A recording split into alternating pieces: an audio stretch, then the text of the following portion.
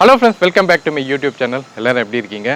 இன்றைக்கி ஒரு துயரமான ஒரு சம்பவத்தை பற்றி தான் நம்ம பேச போகிறோம். ஒரு ஃபயர் ஆக்சிடெண்ட், ஒரு மேஜர் ஃபயர் ஆக்சிடெண்ட் நடந்திருக்கு.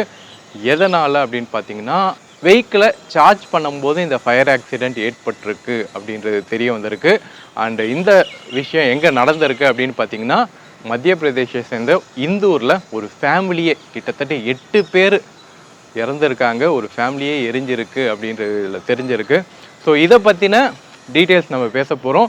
அண்ட் எதனால் இந்த எலக்ட்ரிக் வெஹிக்கிள் ரிலேட்டட் இந்த ப்ராப்ளம் வருது, ஸோ இதுலேருந்து நம்ம தெரிஞ்சுக்கிற பாடம் என்ன அப்படின்றது தான் இதோட ஹைலைட்டான விஷயம். ஏன்னா இதில் நிறைய சேஃப்டி ரிலேட்டட் விஷயங்கள் இருக்குது.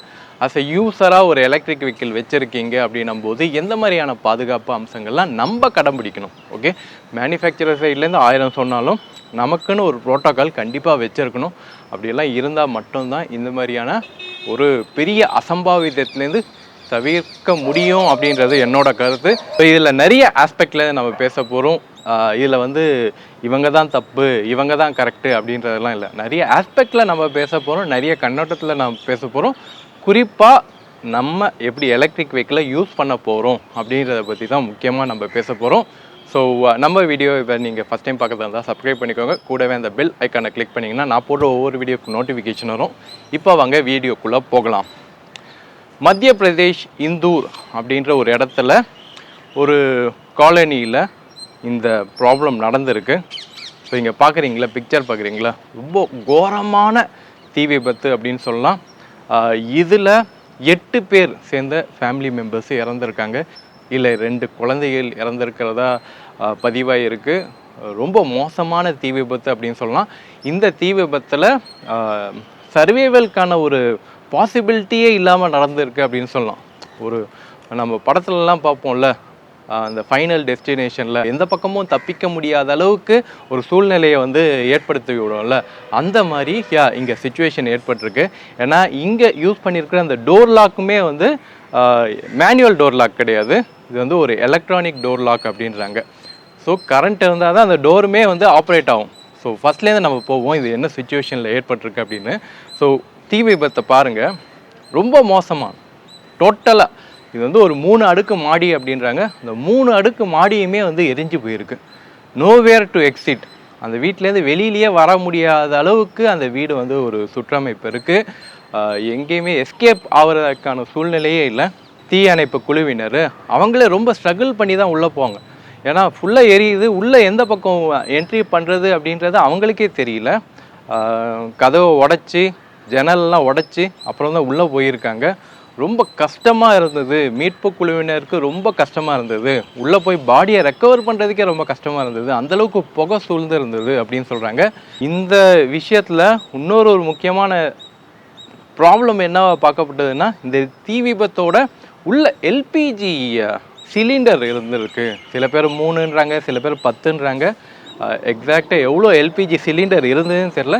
பட் அதுவுமே ஒரு மேஜர் காசாக இருந்திருக்கு அப்படின்னு சொல்லுவாங்க. ஏன்னா எல்பிஜி சிலிண்டரும் உள்ளே போய் எக்ஸ்ப்ளோஷன் ஆகிருக்கிறதுனால தான் இவ்வளோ பெரிய தீ விபத்து ஏற்பட்டிருக்கு. ஸோ இதில் ஏகப்பட்ட ஆஸ்பெக்ட் கவர் ஆக வேண்டியது. சரி, இந்த தீ விபத்து ஏற்படுறதுக்கான முக்கியமான காரணம் என்ன அப்படின்னு பார்த்தீங்கன்னா, எலக்ட்ரிக் வெஹிக்கிள் சார்ஜிங். இது ஒரு 4 வீலர் வெஹிக்கிள், ஒரு கார். இப்போ நீங்கள் பார்த்தீங்கன்னா கருகின நிலையில் ஒரு கார் நிற்குதா. ஸோ இந்த கார் என்ன அப்படின்றது யாரும் ஃபஸ்ட்டு சொல்லலை.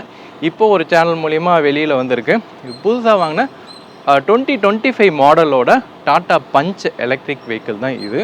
இந்த காரை சார்ஜ் பண்ணியிருக்காங்க. இந்த காரை சார்ஜ் பண்ணிவிட்டு ஓவர் நைட் சார்ஜிங் பண்ணும்போது அப்படியே விட்டுடுவாங்களா, இட்ஸ் லைக் அன்அட்டெண்டட். அது பாட்டம் சார்ஜ் ஆகிட்டுக்கும், காலையில் எடுத்து யூஸ் பண்ண ஆரம்பிச்சிருப்பாங்க. ஸோ இந்த வகையான பேட்டர்னை இவங்க ஃபாலோ பண்ணுறாங்க. நைட்டு ஃபுல்லாக சார்ஜ் பண்ணுறது, காலையில் யூஸ் பண்ணுறது அப்படின்ற அந்த பேட்டர்னை யூஸ் பண்ணியிருக்காங்க. ஸோ இதுக்கு அவங்க I think 7.2 kilowatt fast AC charging use பண்ணியிருக்கிறதா ஒரு பரவலான ஒரு கருத்து போகுது. பட் என்ன எக்ஸாக்ட் சார்ஜர் அப்படின்றது இன்னும் ஃபைண்டிங்ஸில் கண்டுபிடிச்சிட்ருக்காங்க. பட் எல்லாம் சொல்கிறதுன்னா ஒரு 7.2 கிலோவாட் சார்ஜரை அவங்க யூஸ் பண்ணதா இனிஷியல் இன்வெஸ்டிகேஷனில் தெரிய வருது. அண்டு இந்த சார்ஜிங் பாக்ஸ் ஒரு 3-4 மணிக்கிட்ட காலையில் எரிஞ்சிருச்சு, ஷார்ட் சர்க்கியூட் ஆகிடுச்சு.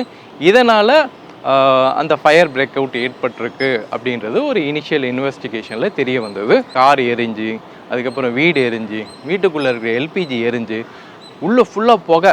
ஓகே, நோவேர் டு எஸ்கேப்பு, ஃபுல்லாக புகை, உள்ளே இருக்கிறவங்க ஃபுல்லாக சஃபகேட் ஆகியிருக்காங்க.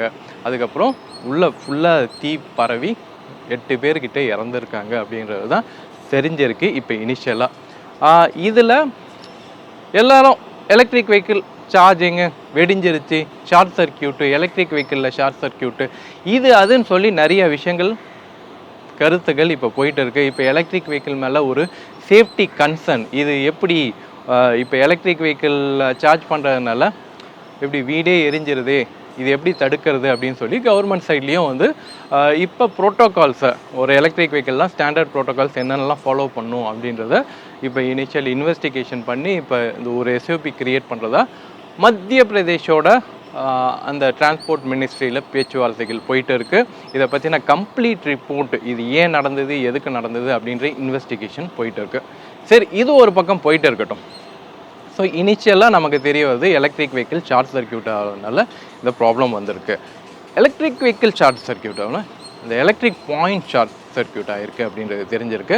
இதில் வந்து அதிக வோல்டேஜ், அதாவது அதிக பயன்பாடு இருக்கிற இந்த எலக்ட்ரிக் வெஹிக்கிள்லாம் யூஸ் பண்ணும்போது அதுக்கான முறையான அந்த எலக்ட்ரிக்கல் கனெக்ஷன்லாம் கரெக்டாக இருக்கா, அந்த ஒயரிங்லாம் கரெக்டாக இருக்கா, அந்த ஒயரிங் ஹார்னஸ்லாம் கரெக்டாக இந்த வீட்டில் ஃபாலோ பண்ணாங்களா அப்படின்ற ஆஸ்பெக்ட்லேயும் இந்த விசாரணை போயிட்டு இருக்கு. இதுக்கான ஒயரிங் ஹார்னஸு இதெல்லாம் வந்து அந்த வீடு சம்மந்தப்பட்டவங்க கரெக்டாக பண்ணியிருக்கணும் அப்படின்றது தான். இனிஷியலாக ஒரு இன்ஸ்டாலேஷன் வந்து ஒரு கம்பெனி பண்ணுறாங்க அப்படின்னும் போது அவங்க அந்த வீடை செக் பண்ணுவாங்க. ஓகே, இதெல்லாம் கரெக்டாக இருக்கா இல்லையா அப்படின்லாம் செக் பண்ணிட்டு தான் அவங்க வந்து இன்ஸ்டாலேஷனே பண்ணுவாங்க. ஸோ இது முறையாக நடந்திருக்கா இல்லையா அப்படின்றது நமக்கு கரெக்டாக தெரியாது. ஓகே, சரி, இப்போ இங்கே ஷார்ட் சர்க்கியூட் ஆகிருக்கு அப்படின்றது ஒரு முக்கியமான ஒரு விஷயமா இருக்குது. ஷார்ட் சர்க்கியூட் ஏன் ஆகுது? எலக்ட்ரிக்கல் சம்மந்தமான விஷயங்கள் ஏதாச்சும் பழுதாயிருக்கலாம், ஒயர் பழுதாயிருக்கலாம், ஏகப்பட்ட விஷயங்கள் இதை சூழ்ந்திருக்கு. ஓகே, ஸோ இதில் வந்து ஒரு கார்னராக இந்த காரு தான் ப்ராப்ளம், இல்லை இந்த சார்ஜர் தான் ப்ராப்ளம், இல்லை எதுவுமே காரணம் அப்படின்னு இப்போ எதுவுமே சொல்ல முடியாது. அந்த அளவுக்கு தான் இப்போ, ஏன்னா நமக்கு தெரியும் நம்மளோட எலக்ட்ரிக்கல் கரண்ட்டு கரெக்டாக திடீர்னு நல்லா வரும், திடீர்னு ஹை வோல்டேஜில் வரும், திடீர்னு லோ வோல்டேஜில் வரும். இந்த ஃப்ளக்சுவேஷனை ஹேண்டில் பண்ணுற அளவுக்கு இந்த சார்ஜர்ஸ்லாம் இருக்கா இல்லையா அப்படின்னு நம்ம சொல்ல முடியாது. எப்பயுமே ஒரு சார்ஜர் பாக்ஸ் வைக்கிறாங்க அப்படின்னா இதை ஹேண்டில் பண்ணுற மாதிரியும், சப்போஸ் ஓவர் இந்த மாதிரி வோல்டேஜ் ஃப்ளக்சுவேஷன் இருந்தால் அது ஆட்டோமேட்டிக்காக ஸ்டாப் ஆகிடும். பட் அதை மீறியும் வந்து இந்த ஷார்ட் சர்க்கியூட் நடந்திருக்கு, இங்கே வந்து இந்த பாக்ஸ் எரிஞ்சிருக்கு அப்படின்றது தான் ஒரு கவலையான விஷயம். சரி, இதில் நம்ம கற்றுக்க வேண்டிய பாடங்கள் என்ன அப்படின்னா, எப்பயுமே ஒரு எலக்ட்ரிக் வெஹிக்கிள் சார்ஜ் பண்ணும்போது அதை மானிட்டர் பண்ணுங்கள். 1 hour 2 hour அதை மானிட்டர் பண்ணுங்கள். அன்அட்டெண்டடாக சார்ஜ் பண்ணாதீங்க. அதாவது இந்த ஓவர் நைட் சார்ஜிங் அப்படின்ற இந்த கான்செப்ட் இருக்குல்ல, நைட்டு சார்ஜ் பண்ணுங்கள், காலையில் ஏஞ்சி அதை நம்ம சார்ஜ் பண்ணோன்னே எடுத்துக்கலாம் அப்படின்றத விட்டுடுங்க. அட்லீஸ்ட் ஏர்லியாக ஒரு ஈவினிங் ஒரு 6 மணிக்கு சார்ஜ் பண்ணிட்டு ஒரு 10 மணிக்குள்ளே சார்ஜிங்கை முடிச்சிருங்க.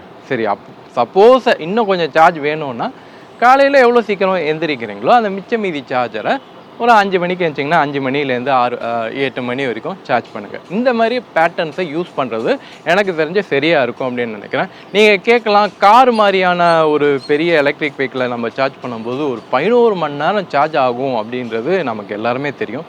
ஸோ அப்படி இருக்கும்போது ஒரு டாப் அப் சார்ஜ் மாதிரி பண்ணிக்கோங்க. ஒரு 6 hour 7 hour கண்டிப்பாக நமக்கு ஃப்ரீ டைம் கிடைக்கும். ஓகே, அந்த டைமில் பிட்டாக சார்ஜ் பண்ணிக்கோங்க. நைட்டு கொஞ்ச நேரம் ஒரு 4 மணி நேரம் பண்ணிங்க அப்படின்னா மார்னிங் ஒரு 3 மணி நேரம் சார்ஜ் பண்ணிக்கோங்க. ஸோ அந்த மாதிரி நம்ம கொஞ்சம் டைம் விட்டு சார்ஜ் பண்ணும்போது நமக்கு வந்து ஒரு கூலிங் டைம் அப்படின்னு கிடைக்கும். ஒரு 5 மணி நேரம் சார்ஜ் பண்ணிட்டு அந்த வெஹிக்கிளுக்கு ஒரு கூலிங் டைம் கிடைக்குமா? ஓவர் ஹீட் ஆகாதா? காலையில் ஒரு 3 மணி நேரம் சார்ஜ் பண்ணால் ஓவர் ஹீட் ஆகாதா? ஸோ அந்த மாதிரி பிரித்து பண்ணுங்க அப்படின்றது தான் ஓவரால் ரெக்கமெண்டேஷன். இப்போ நான் என் வெஹிக்கிளை கூட நான் பிரித்து தான் பண்ணுறேன். அன்அட்டெண்டாக நான் நைட்டு ஃபுல்லாக ஒரு 5 மணி நேரம் சார்ஜ் பண்ணுறேன். அந்த ப்ராக்டிஸை நான் எப்பயுமே ஃபாலோ பண்ணுறது கிடையாது. அதை நீங்களும் பண்ணுங்கள் எப்பயுமே. ஏன்னா ஏதோ ஒரு ப்ராப்ளம் இருக்குது இல்லை அப்படின்றது நமக்கு கண்ணுக்கு முன்னாடி தெரியும். ஸோ நான் உடனே நம்ம ஆக்ஷனில் பண்ணலாம். எலக்ட்ரிக் வெஹிக்கிளை சார்ஜ் பண்ணிவிட்டு நம்ம போய் தூங்க போயிட்டோம் அப்படின்னும் போது அன்அட்டெண்டாக இருக்குது, என்ன நடக்குது அப்படின்றதே தெரியாது, எங்கே ஃபயர் ஆக்சிடெண்ட் ஏற்பட்டிருக்கு அப்படின்றதே தெரியாது. ஸோ அப்படி இருக்கும்போது அந்த சூழ்நிலைகள் எப்படி வேணாலும் மாறலாம். ஓகே, ஸோ அந்த சூழ்நிலைக்குள்ளே கொண்டு வராதிங்க. எலக்ட்ரிக் வெஹிக்கிள் எப்பயுமே சொல்கிறேன், எப்பயுமே வந்து நீங்கள் அதை ரெகுலராக அதை மானிட்டர் பண்ண முடியுமா? ஏன்னா இப்போல்லாம் ஆப் இருக்குது, நீங்கள் ஃபோன்லேயே கூட மானிட்டர் பண்ணலாம். கரெக்டாக ஃபோன்லேயே மானிட்டர் பண்ணலாம். ஏதாச்சும் ஒரு சின்ன சவுண்டு, ஒரு டிஸ்ட்ரப்ஷன் இருக்குது அப்படின்னும் போது கூட நமக்கு தெரியும். இது நடக்க போகிறது நம்ம வீட்டில்.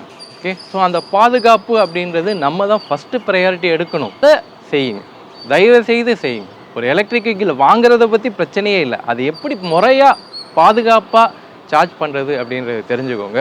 இது மாதிரி பெரிய அப்ளையன்ஸை நீங்கள் வந்து ஒரு பெரிய எலக்ட்ரிக் கார் வாங்குறீங்க அப்படின்னா உங்ககிட்ட கரெக்டான அந்த சாதனங்கள் இருக்கா அப்படின்னு பாருங்கள். ஃபஸ்ட்டு உங்கள் வீட்டில் இருக்க எலக்ட்ரிக் லைனிங்லாம் கரெக்டாக இருக்கா அப்படின்றத செக் பண்ணுங்கள். ஒரு எலக்ட்ரீஷியனை கூப்பிட்டு, ஒரு முறையான ட்ரைன்டு எலக்ட்ரீஷியனை கூப்பிட்டு உங்களோட ஒயரிங் ஹார்னஸ்லாம் ஃபஸ்ட்டு செக் பண்ணுங்கள். நீங்கள் உடனே போய் ஒரு கார் வாங்கணும்னு நிற்காதீங்க. என்ன வோல்டேஜ் அந்த கார் வந்து எடுக்க போகுது, உங்கள் வீடு வந்து அதுக்கான சப்போர்ட் இருக்கா, உங்களோட ஒயரிங்லாம் கரெக்டாக இருக்கா அப்படின்றத பாருங்கள். முடிஞ்ச அளவு டைரக்ட் மெயின்லேருந்தே நீங்கள் வந்து கேபிளை எடுத்து நீங்கள் வந்து இதுக்கான ஒயரிங்கை பண்ணுங்கள். ஆல்மோஸ்ட் நீங்கள் இப்போ இன்ஸ்டலேஷன் பண்ணுறீங்க, ஹோம் இன்ஸ்டலேஷன் பண்ணுறீங்க அப்படின்னா புது கேபிள் தான் யூஸ் பண்ணுவாங்க. அதில் மாற்றுக்கருத்தே இல்லை, புது கேபிள் தான் யூஸ் பண்ணுவாங்க. அந்த ஒயரிங் அவங்க போடும்போதும் நீங்கள் செக் பண்ணிக்கோங்க, டபுள் செக் பண்ணிக்கோங்க. அந்த ஒயர் வந்து கரெக்டாக இருக்கா இல்லையா, அதில் ஏதாச்சும் பிரேக்கேஜ் இருக்கா இல்லையா அப்படின்றத நீங்கள் செக் பண்ணிக்கோங்க. 1க்கு 3 வாட்டி செக் பண்ணுறதுல தப்பே கிடையாது. ஏன்னா இது உங்கள் வீடு, நீங்கள் இன்ஸ்டலேஷன் பண்ணுறீங்க, உங்களுக்கு தான் அந்த விஷயங்கள்லாம் ஃபஸ்ட்டு தெரியணும். எனக்கு தெரிஞ்சு யாரும் பண்ணுறதில்ல.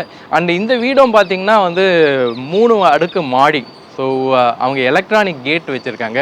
இல்லை முக்கியமான கல்ப்ரிட்டே அந்த எலக்ட்ரானிக் கேட்டை தான். ஏன்னா ஒரு ஷார்ட் சர்க்கியூட் ஆகிருக்கும் போது நீங்கள் ஒரு எலக்ட்ரானிக் கேட் வச்சுருக்கீங்க, அதுவே உங்களுக்கு ரிவர்ட் ஆகுது. பாருங்கள், எலக்ட்ரானிக் கேட்டு நீங்கள் ஷார்ட் சர்க்கியூட் ஆகுதுன்னா கேட் ஓப்பன் பண்ண முடியல. அதுதான் ஒரு மிகப்பெரிய சேலஞ்சாக இருக்குது இங்கே. ஸோ ஹை எக்யூப்மெண்ட்ஸ் நீங்கள் எலக்ட்ரானிக் கேட்ஸ் எல்லாம் வந்து கேட்கும்போது நல்லாயிருக்கும். எல்லாம் வந்து எலக்ட்ரிக்கல் லைன்லாம் வந்து லைவில் இருக்கும்போது நல்லாயிருக்கும். சப்போஸ் ஷட் டவுன் ஆகிடுச்சு, கரண்ட் இல்லை அப்படின்னும் போது கேட் லாக் ஆகிடுது, என்ன பண்ணுறது? ஸோ இந்த தீ விபத்தில் மேஜர் கன்சர்ன் இதுவும் ஒரு கன்சர்னாக இருக்குது. எலக்ட்ரானிக் கேட்டு அது வந்து ஒர்க் ஆகலை. ஏன்னா தீ விபத்தில் எல்லாமே ஷார்ட் சர்க்கியூட் ஆகிடுச்சு, கேட்டும் லாக் ஆகிடுச்சு, யாராலையும் வெளியிலேயே வர முடியல. ஸோ அப்படி ஒரு சூழ்நிலையில் போய் இந்த குடும்பம் மாட்டிகிட்டு இருக்காங்க. கூடவே இந்த சார்ஜர் ஷார்ட் சர்க்கியூட், ஸோ இதெல்லாம் சேர்ந்து தான் இந்த விபத்தை வந்து க்ரியேட் ஆகிருக்கு. நான் அதனால தான் சொல்கிறேன், இந்த விபத்து அப்படின்னும் போது நம்ம எல்லாம் வந்து கொடி பிடிச்சிக்கிட்டு வந்துடுவாங்க. எலக்ட்ரிக் கார்னா இப்படி தான், அது சார்ஜிங் யூனிட்னா இப்படி தான், அப்படி தான், இப்படி தான், எல்லா இடத்துலையும் இந்த ப்ராப்ளம் இருக்க தான் செய்யும். நீங்கள் ஈவன் பெட்ரோல் காரே ஏதாச்சும் ஃபயர் ஆக்சிடென்ட் ஆகிடுச்சு அப்படின்னா எலக்ட்ரானிக் கேட்டில் வந்து ஒர்க் ஆகலை அப்படின்னா என்ன பண்ண சொல்கிறீங்க? ஸோ அதுக்கு வந்து நம்ம மேனுஃபேக்சரரையோ யாரையுமே குற்றம் சொல்லி இந்த நேரத்தில் வந்து ப்ளேம் கேம் பண்ண வேணாம் அப்படின்றது தாழ்மையான கருத்து. அண்டு இதுக்கு வந்து நம்ம சேஃபாக இருக்கணும். நம்ம வந்து அதுக்கான இன்ஃபர்மேஷன், இது மாதிரி விஷயங்கள் நடக்கும்போது பல இன்ஃபர்மேஷனை வந்து நம்ம கேதர் பண்ணி நம்ம வீடை எந்த அளவுக்கு பாதுகாப்பாக வச்சுக்க முடியும் அப்படின்றத நம்ம பாருங்கள். ஃபஸ்ட்டு உங்கள் வீட்டை எல்லாம் க்ளீனாக இருக்கா அப்படின்னு பாருங்கள். நம்ம வந்து இப்படி கை காட்டலாம், நீ தப்பு, நீ தப்பு, இது தப்பு, அது தப்பு, மேனுஃபேக்சரர் தப்பு, சார்ஜிங் பாயிண்ட் தப்பு, எது வேணாலும் நம்ம சொல்லலாம். ஆனால் நம்ம வீடு க்ளீனாக இருக்கா, நம்ம வீட்டில் எல்லா வோல்டேஜ்லாம் கரெக்டாக இருக்கா, நம்ம அதுக்கான ப்ரொவிஷன்லாம் வச்சுக்கிட்டு தான் நம்ம வந்து போய் இந்த வண்டியெல்லாம் வாங்குகிறோமா, பேஸ் கிடைக்குது, நம்ம வந்து இஎம்ஐயில் நான் வண்டியை வாங்கிக்க முடியும் அப்படின்னு சொல்லி கார் பார்க்கிங்கே இல்லாமல் பல பேர்லாம் வாங்கிக்கிட்டு இருக்கோம். பார்க்கிங்கே கிடையாது, ஆனால் போய் காரை போய் வாங்கிக்கிட்டு இருக்கோம். ஸோ இப்படியெல்லாம் நம்ம பண்ணிகிட்டு இருக்கும்போது தப்பை எடுத்துகிட்டு போய் நீ தான் தப்பு அப்படின்னு சொல்கிறதுக்கு யாருக்குமே உரிமை கிடையாது. அதுதான் இங்கே முக்கியமாக சொல்ல வேண்டியது. இந்த தப்புகள் அப்படின்றத கண்டுபிடிக்கிறதோட நம்ம சேஃப்டியாக இருக்கோமா, நம்ம ஃபேமிலி சேஃப்டியாக இருக்கா, நம்ம வாங்குறதுனால நம்ம பக்கத்து வீட்டில் யாருக்காச்சும் வந்து தொந்தரவு கொடுக்காமல் இருப்போமா அப்படின்றதெல்லாம் பார்த்துட்டு வாங்குங்க. ஸோ அதுதான் இங்கே முக்கியமாக நம்ம பதிவு பண்ண வேண்டியது. ஸோ இதை பற்றின உங்களோட கருத்துக்கள் என்ன அப்படின்றத கருத்தை பதிவு பண்ணுங்கள். See you on next video. Until then, bye bye.